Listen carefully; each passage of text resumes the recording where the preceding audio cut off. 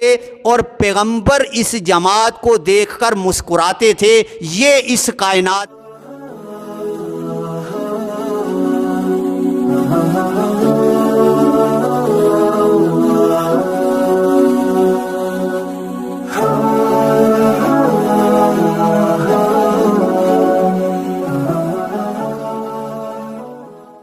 سب سے اعلیٰ جماعت کی نماز اس کائنات میں وہ تھی جو مسجد اقصیٰ کے اندر آپ صلی اللہ علیہ وسلم نے جتنے پیغمبر تھے ان کو جو ہے وہ پڑھائی۔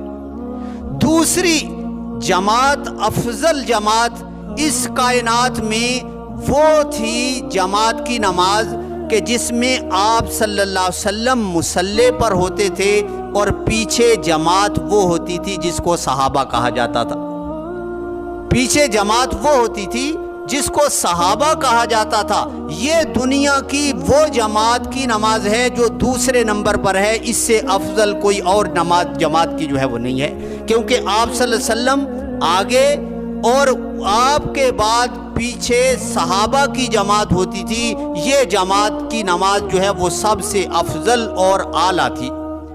تیسری جماعت کی نماز وہ تھی کہ آپ صلی اللہ علیہ وسلم کا مرض الوفات تھا تو آپ نے حضرت ابو بکر رضی اللہ تعالیٰ عنہ کو مصلی پر کھڑا کر دیا کہ نماز آپ پڑھائیں، اور پیچھے وہ جتنے پیچھے تھے وہ سارے کے سارے صحابہ، حضرت علی، آپ کی اولاد، آپ کے جو ہے وہ گھر والے، جتنے بھی افراد تھے وہ سب پیچھے تھے، اور پیغمبر اس جماعت کو دیکھ کر مسکراتے تھے۔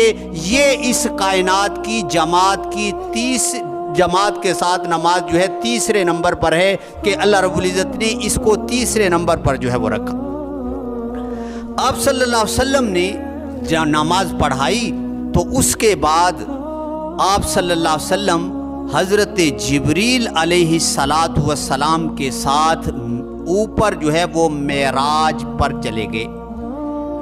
دیکھو، معراج کا معنی ہوتا ہے سیڑھی، اسرا کا معنی ہوتا ہے سیر، تو اس سارے کو معراج کہہ دیتے ہیں۔ اصل معراج جو ہے یہاں سے اوپر سیڑھی کے ساتھ لفٹ کے ذریعے سے آپ کہہ لیں کہ وہاں تک جو ہے وہ ہوئی، اور پھر آگے آسمانوں سے آگے رف جھولا جو ہوتا ہے اس پر آپ جو ہے وہ آگے تشریف لے گئے۔ یہ 3 مراحل ہیں آپ کے اس سفر کے۔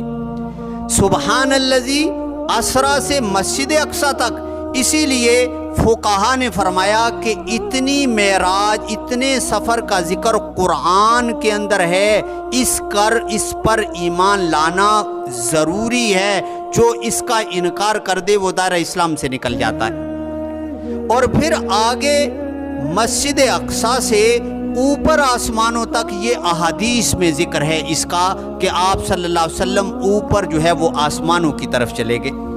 تو آپ صلی اللہ علیہ وسلم آسمانوں پر جب تشریف لے گئے تو جبریل علیہ السلام آپ کے ساتھ تھے، تو پہلے آسمان کے دروازے کو کھٹکھٹایا تو فاستفتح جبریل نے دروازہ کھٹکھٹایا تو جو فرشتہ نگران تھا اس نے پوچھا کہ من انتا، کہ کون؟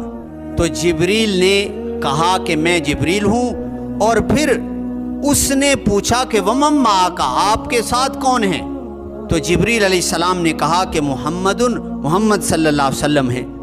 تو پھر فرشتے نے کہا وقد بعث الیہ، کیا ان کو وہ آپ کو ان کی طرف بھیجا گیا ہے ان کو لانے کے لیے؟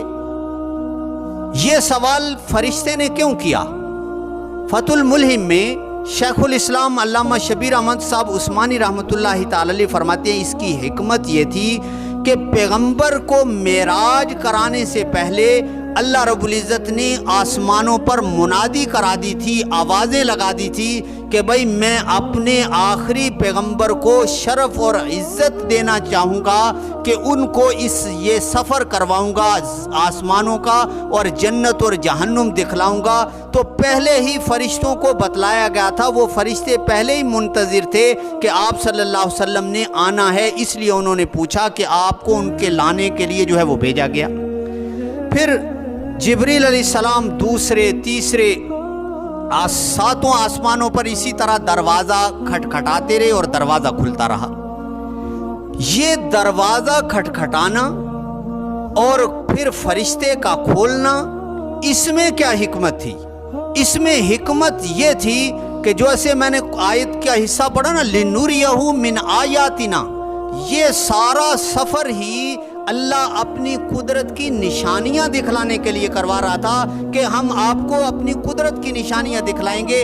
تو یہ دروازوں کا نظام سارا آپ کو دکھلایا گیا۔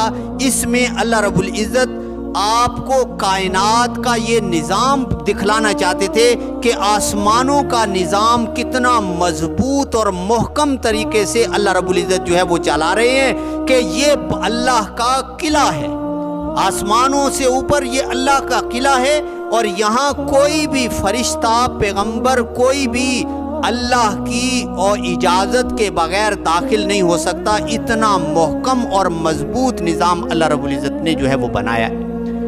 پہلے آسمان پر حضرت آدم علیہ السلام، دوسرے آسمان پر حضرت عیسیٰ اور حضرت یحییٰ علیہ السلام سے ملاقات ہوئی، اور تیسرے آسمان پر حضرت یوسف علیہ السلام سے ملاقات ہوئی۔